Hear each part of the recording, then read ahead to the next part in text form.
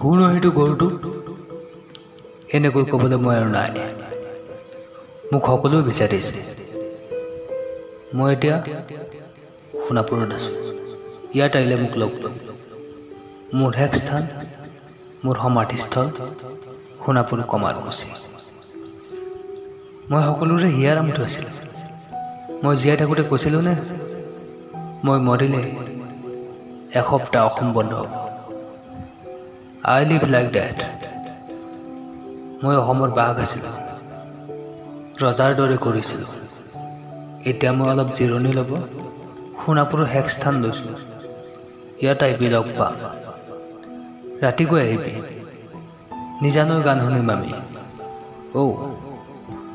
মোৰ ওচৰত আহোঁতে চাদা অলপ আনিবি।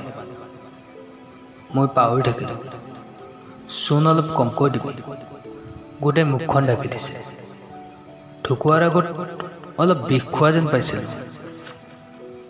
মোক লৈ সকলো ব্যস্ত, মই দেখি আছোঁ। বিশেষকৈ মোক লৈ, মোৰ মৃত্যুক লৈ সকলোৱে ব্যস্ত।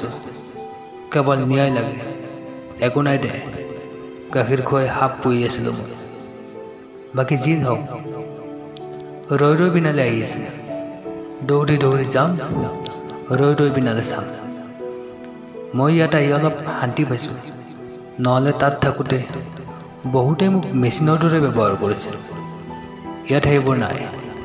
মা আৰু জংকীৰ লগত বেষ্ট।